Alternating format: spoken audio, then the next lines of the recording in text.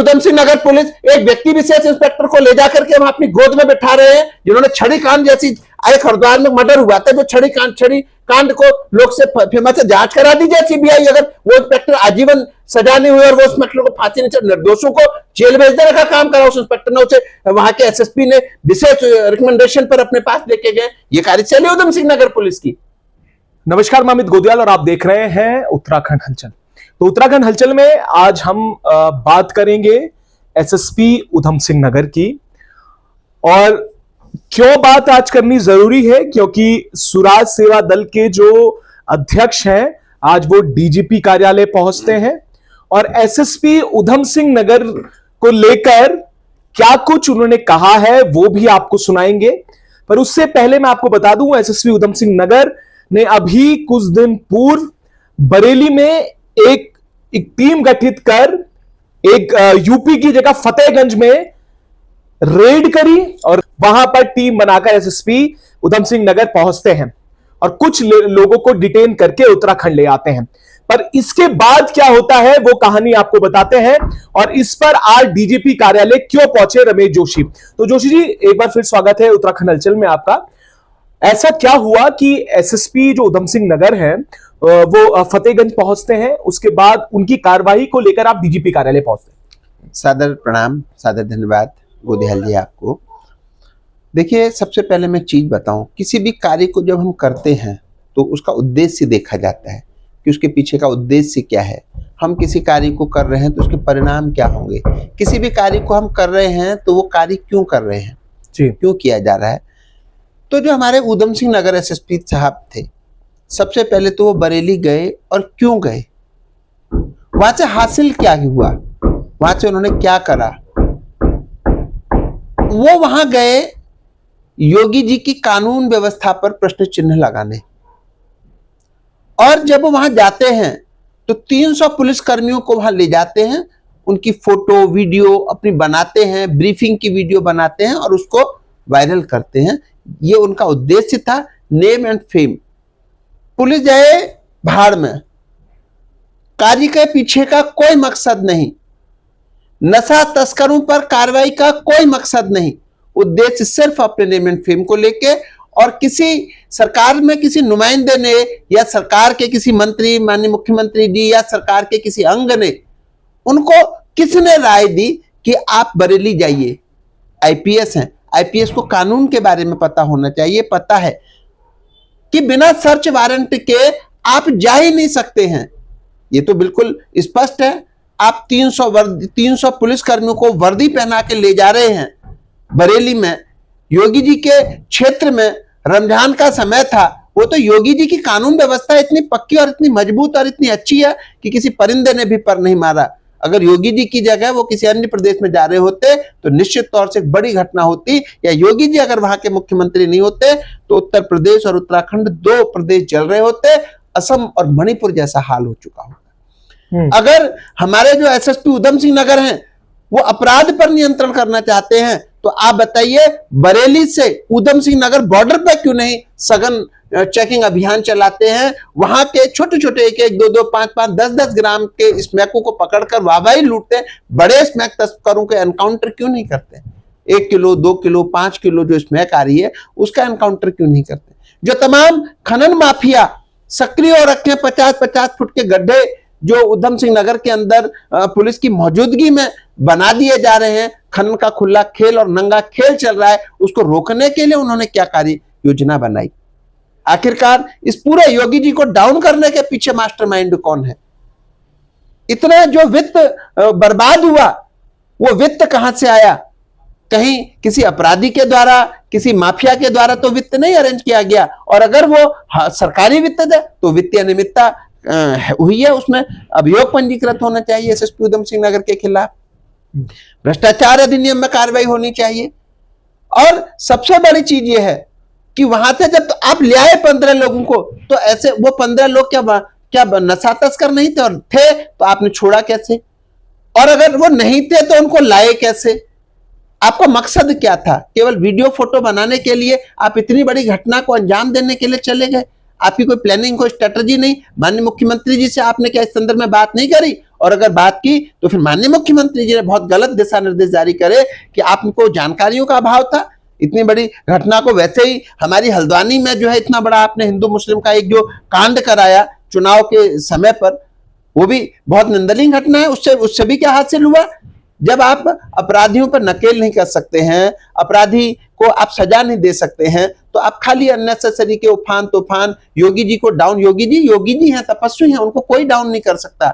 वो ईश्वरीय शक्ति है। ईश्वर ने उनको उत्तर प्रदेश में जिस समय माफिया राज चरम पर था, अपराध चरम पर था, जिसमें मुख्तार अंसारी जैसे और तमाम राकेश दुबे जैसे अपराधी विधायक और मंत्री बन रहे थे, उस समय पर योगी जी ने जिस समय उस सत्ता संभाली, उसके बाद कानून व्यवस्था, उनके जैसी कानून व्यवस्था पूरे देश में कोई नहीं और सारा विश्व इस चीज को जानता है। पर जोशी वो तो कह रहे हैं जो टीम गठित करके वहां गई, उन्हें सूचनाएं थी कि नशे की तस्करी वहीं से हो रही है। मैं कह रहा हूं, मैं मान लिया, अगर सूचना थी तो एनकाउंटर क्यों नहीं करा आपने बॉर्डर पर? आप दूसरे के प्रदेश में जा रहे हैं, आप सर्च वारंट का नियम है ना, नियमावली है ना, कि आप अगर किसी एनडीपीएस एक्ट में किसी के जाएंगे तो सर्च वारंट लेके जाएंगे, और आप जब अपने प्रदेश में सर्च वारंट लेकर के दबिश नहीं दे सकते तो दूसरे प्रदेश में जाकर के ला सकते हैं क्या आप?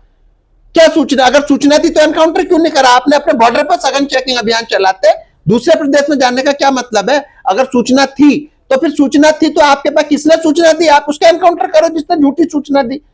भाई इसमें एक बच्चे के जहन में वो जो है घुस गया है। आज हमारा पूरा प्रदेश जो है बर्बादी की कगार पर, और एसएसपी केवल फोटो वीडियो बना करके अपने आप को नेम एंड फेम कमाने के चक्कर में मगन है। अगर थी कोई सूचना थी तो आप इंतजार करते, या फिर आप बॉर्डर पे करते ना कार्रवाई। आप उत्तर प्रदेश में आप रमजान के महीने में क्या करने गए थे? अगर मान लीजिए हिंदू मुस्लिम हो जाता तो योगी जी को इस्तीफा देना पड़ता, पूरा विपक्ष पूरी मजबूती से पूरा देश योगी जी के खिलाफ खड़ा होता है। वैसे ही योगी जी के साथ कितने लोग हैं? योगी जी के साथ केवल पॉपुलरिटी है, जनता है, जिसकी वजह से उस कुर्सी पर मजबूती से बैठे हुए। वरना कौन चाह रहा है कि योगी जी, सारे माफिया उनके पीछे पड़े हुए, सारे देश के ये जो अपराधी राजनीतिक गलियारों में लोग बैठे हुए वो उनके पीछे पड़े हुए। कौन चाहता है कि योगी जी जो है मुख्यमंत्री बने रहे? कौन चाहता है कि मुख्यमंत्री से प्रधानमंत्री की कुर्सी तक पहुंचे? अगर वो चाहता है तो ईश्वर चाहता है, मां भगवती चाहती है, हमारे भगवान शिव जिनके उपासक है बाबा गोरखनाथ चाहते हैं, इसलिए बहुत मजबूती से वहां जो है उत्तर प्रदेश की कमान थाम रखी, उन्हें हिला नहीं पा रहा है। अगर इस प्रकार के लोग यहां से आकर के उनको इनका क्या जाता? ये तो बाद में जमानत करा लेते अपनी, मरते 300 पुलिसकर्मी मरते, हिंदू मुस्लिम होता तो उत्तराखंड, उत्तर प्रदेश, असम और मणिपुर जल रहा होता, इन पे क्या थी? तो इस प्रकार की चीजें नहीं होनी चाहिए। आप आईपीएस हैं, आप कोई चीज करें तो उसके पुख्ता चीजें हो, पुख्ता इंतजाम हो। अगर मान लीजिए सूचना थी तो वहां की पुलिस को फेवर में लेते आप। वहां की पुलिस करवा रही है क्या? इसमें कोई वहां की पुलिस बिकवा रही होगी? इसमें वहां की पुलिस योगी जी के राज में आपको लगता है कि संरक्षण दे रही होगी पुलिस इस प्रकार के अपराधियों को? और अपराधी कहां नहीं होते? आपके पास अगर इतनी प्लानिंग है, इतनी स्ट्रेटजी है, तो आप उधम सिंह नगर में खनन को रोक दीजिए ना। आपने कितने, आपके कैमरे चेक करवा लीजिए, जो ओवरलोड डंपर जा रहे, इतना खनन हो रहा है, जेसीबी पॉपलेट लगी है, करवा लीजिए एक बार कैमरे सारे चेकिंग। हर चौकी थाने के बाहर कैमरे टीवी लगे हैं, चौक चौराहे पर निकलवा के सार्वजनिक कर दीजिए, पता चल जाएगा उधम सिंह नगर पुलिस क्या काम कर रही है। और उधम सिंह नगर पुलिस एक व्यक्ति विशेष इंस्पेक्टर को ले जाकर के वहां अपनी गोद में बिठा रहे हैं, जिन्होंने छड़ी कांड जैसी, एक हरिद्वार में मर्डर हुआ था, जो छड़ी कांड को लोग से फेमस से जांच करा दीजिए सीबीआई। अगर वो इंस्पेक्टर आजीवन सजा नहीं हुई और वो इंस्पेक्टर को फांसी नहीं चढ़ी, निर्दोषों को जेल भेज देने का काम करा उस इंस्पेक्टर ने, उसे वहां के एसएसपी ने विशेष रिकमेंडेशन पर अपने पास लेके गए। ये कार्यशैली उधम सिंह नगर पुलिस की तमाम, वहां एक इंस्पेक्टर ने माननीय मुख्यमंत्री जी को बदनाम करने का काम करके रखा, ऐसी दलाली चल रही है। तो इस प्रकार की चीजें मैं कह रहा हूं कि योगी को नहीं डाउन होने देंगे, जो पूरी ईमानदारी से, लगन से, पूरी तन्मयता से पूरे प्रदेश को संभाल रखे हैं, उनकी वजह से उत्तराखंडियों का भी नाम रोशन हो रहा है। जब प्रेमचंद की घटना हुई तो हर मंत्री ने, हर विधायक ने, विपक्ष ने एक ही बात कही, ब्लैकमेलर ने एक ही बात कही कि उत्तराखंड का व्यक्ति इस देश के सबसे बड़े प्रदेश का मुख्यमंत्री है। अरे वो आदर्श है हमारे, वो शान है हमारी, उनको कोई इस प्रकार से बदनाम करने की साजिश कर देगा, वो साजिश कभी सफल नहीं होने देंगे उन लोग की। या तो काम अच्छे करो, आप यहां पर झड़ी लगा दीजिए। अभिनव साहब ने देखे कितने एनकाउंटर करे अपने समय पर, केकेवीके सरकार समय था, शराब पे पौवा भी नहीं अवैध निकलता था, लेकिन उन लोगों ने कभी अपनी branding, name and fame, YouTube face मैंने तो कभी नहीं देखा। काम करे, प्रदेश को बचाए, माफियाओं से मुक्त कराए प्रदेश, लेकिन कभी इस प्रकार की चीजें नहीं करी। अच्छा, डीजीपी कार्यालय जाने का मकसद क्या था? अब ये सवाल यहीं पर आ जाता है। आपने, ठीक है, आपने कहा कि योगी जी को डाउन करने के लिए ये चीजें की गई। आप जो कह रहे हैं कि वहां पर सर्च वारंट के बिना वो गए, कुछ लोगों का कहना है कि जो किया, दो पक्ष इसमें खड़े हो गए हैं। एक पक्ष कह रहा है कि बहुत अच्छी कार्रवाई है जो एसएसपी उधम सिंह नगर कर रहे हैं, नशे को लेकर लगातार पुलिस को देखिए, कर रहे हैं। अगर कोई भी व्यक्ति अच्छी कार्रवाई अपने भाई अपने जनपद में भी तो हो सकती थी। बरेली बॉर्डर है, अगर आपके पास सूचना है वहां से इसमें आ रही है तो आप उसका एनकाउंटर वहीं बॉर्डर पर करते। आप हिंदू मुस्लिम करवाने के लिए क्यों जा रहे हैं वहां पर? आप बताइए, रमजान का समय था, आप वहां पर ऐसे समय पर जा रहे हैं हिंदू मुस्लिम। वो तो योगी जी की कानून व्यवस्था बहुत मजबूत है, जो परिंदे ने भी पर नहीं मारा। अगर उनकी जगह कोई और मुख्यमंत्री होता तो 2 प्रदेश जल रहे होते। डीजीपी से क्या मांग करी? डीजीपी से हमने मांग करी है कि तत्काल प्रभाव से उनके ये जो इतना 300 पुलिसकर्मियों को ले जाकर के जो पैसा खर्च हुआ, उन गाड़ियों में डीजल पड़ा, जो वहां पर पुलिस के रहने खाने की तमाम व्यवस्थाएं हुई, जो इस घटनाक्रम में जो पैसा लगा, वो पैसा किस मद से गया, उस मद की जांच। और अगर वो सरकारी खजाने से किया गया तो वो केवल नेम एंड फेम के लिए, पॉपुलरिटी के लिए किया गया। वित्तीय अनियमितताओं पर भ्रष्टाचार अधिनियम में मुकदमा लिखा जाए। और अगर वो पैसा किसी माफिया के जेब से गया है तो फिर जनता बहुत परेशानी के दौर से गुजरने वाली है, तब भी बड़ा अपराध है, फिर तो बिल्कुल जेल जाना चाहिए। उनका तत्काल प्रभाव से स्थानांतरण और उनको बर्खास्त करना चाहिए, उनके खिलाफ अभियोग पंजीकृत करना चाहिए। और माननीय मुख्यमंत्री जी, हमारे जो ऊर्जावान मुख्यमंत्री कहते हैं अपने आप को, जो है धामी जी, जिस प्रकार से उनकी वीडियो 1-2 दिन पहले मैं देख रहा था, अधिकारियों को इस प्रकार से जो है आदेश पारित कर रहे थे, तो फिर करिए इन पे कार्रवाई। अगर आप जो वीडियो पे दिखाना चाह रहे हैं अपने आप को, अगर आप ऐसे हैं तो उधम सिंह नगर पुलिस पर कार्रवाई करिए, उन इंस्पेक्टरों पर कार्रवाई करिए जो आपको बदनाम करने में लगे हुए हैं, जो इस प्रकार के निर्दोषों को जेल भेजते और असली माफियाओं से पैसे लेकर के उनको बचाने का काम करते, उन इंस्पेक्टरों को जेल भेजिए, उनके खिलाफ अभियोग पंजीकृत कीजिए। और कानून सबके लिए बराबर। अगर स्थानीय अधिकारी जो यूट्यूबर बन रहे हैं, इसको रोकना चाहिए। अगर ये यूट्यूब वाली घटना नहीं होती, हम कहते चले एसएसपी साहब जी ने ये करा, वो यूट्यूब पर नहीं वायरल करते अपनी वीडियो। आप करते, काम करते, और जैसे केकेवीके सर, अभिनव सर, ऐसे ईमानदार अधिकारियों ने जो है काम करे। हमारे हरिद्वार एसएसपी साहब को देख लीजिए, देहरादून एसएसपी साहब को देख लीजिए, हमारे कमिश्नर गढ़वाल साहब विनय शंकर पांडे साहब को देख लीजिए। जब से माननीय मुख्यमंत्री जी के साथ आए, कहीं ना कहीं माननीय मुख्यमंत्री जी की कार्यशैली में बदलाव आया। तो फिर ऐसे लोगों को भी देखिए आप। तो मतलब आखिरी सवाल मैं यही करूंगा, आपने कहा, एक तरफ तो आपने कहा कि ठीक है वो वहां पर विदाउट सर्च वारंट गए हैं, लीगल नहीं है, आपको परमिशन, पर सवाल यह है कि ये सब नशा कैसे रुकेगा? वो नशा है अपने बॉर्डर पर। पहले तो एसएसपी उधम सिंह नगर को हटाया जाए, ठीक है, वहां किसी ईमानदार डेड ऑनेस्ट अधिकारी को लाया जाए, और जो रेंज है इनमें भी केकेवीके साहब जैसे, अरुण मोहन जोशी साहब जैसे अधिकारियों को रेंज में बिठाया जाए। उसके बाद देखिए आप रुकता है कि नहीं रुकता है। उत्तर प्रदेश में कैसे माफिया राज रुक गया। पुलिस अगर चाहे तो बिना किसी ड्रामा करे 24 घंटे में कानून व्यवस्था सुधर सकती है। उत्तर प्रदेश इसका उदाहरण है।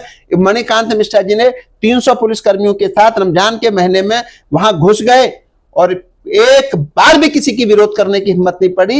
ये सिर्फ योगी जी की कानून व्यवस्था। अगर 300 पुलिसकर्मी उत्तराखंड आ जाए और प्रकार की घटना कर दें, या 300 पुलिसकर्मी मणिपुर आसाम में चले जाइए, देख लीजिए क्या हालात है। ये योगी जी का शासन है जिसे इन लोगों ने खराब करने का काम करा, जिसे कहीं ना कहीं हिंदू मुस्लिम करवाने का कार्य किया। और यही मैं समझ रहा हूं, उत्तराखंड सरकार के पास हिंदू मुस्लिम के अलावा कोई मुद्दा नहीं है, और ये केवल हिंदू मुस्लिम में इस देश को खत्म करना चाहते हैं, जो बिल्कुल उत्तराखंड देवभूमि को बिल्कुल भी इस प्रकार की चीजें यहाँ बिल्कुल बर्दाश्त नहीं होगी, नहीं यहाँ होने दिया जाएगा। मतलब इस घटना को लेकर आप चाहते हैं कि एसएसपी जो उधम सिंह नगर है उन पर कार्रवाई हो? बिल्कुल, इसी को लेकर, हाँ, ताकि औरों के भी कान खड़े हों और लोग भी जो है इस प्रकार के घटनाक्रम से बचें। अब देखना यह है कि इस कार्यवाही के बाद जब डीजीपी महोदय से मिलने रमेश जोशी जी पहुंचते हैं, अब कहने का तात्पर्य तो यही है कि जोशी जी चाहते हैं कि एसएसपी जो उधम सिंह नगर है, जो उन्होंने कार्य किया है, जो दूसरी स्टेट में, इंटर स्टेट में जाके जो कार्रवाई हुई है, उस पर अब जो डीजीपी महोदय हैं क्या संज्ञान लेते हैं, क्या कार्रवाई करते हैं, ये भी देखने वाली बात है। पर इस पूरे प्रकरण में आखिर होता क्या है, बड़े सवाल भी खड़े कर दिए हैं पुलिसिंग के ऊपर, जो रेंज के हिसाब से जो ट्रांसफर किए गए हैं। और ये बड़ा मामला है क्योंकि इससे पहले जो बात की है जोशी जी ने, वो अपने आप में सवाल खड़े करती है पुलिस पे कि आखिर रेंज में किए गए ट्रांसफरों में जो इंस्पेक्टर के ट्रांसफर इससे पहले हुए थे, आखिर वो लिस्ट कहां गई, और कितने जो इंस्पेक्टर थे वो अपनी क्षेत्र को छोड़ के, अपने जिले को छोड़कर दूसरे जिले में गए हैं या पहाड़ चढ़ पाए या नहीं, ये भी देखने वाली बात है। इस पर भी हम आपको बताएंगे कि आखिर क्या हुआ है। तब तक के लिए ऐसे जुड़े रहिएगा और देखते रहिएगा उत्तराखंड हलचल।